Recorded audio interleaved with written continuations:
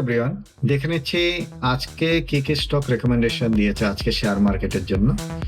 Take Mahindra Limited buy recommendation short term bullish.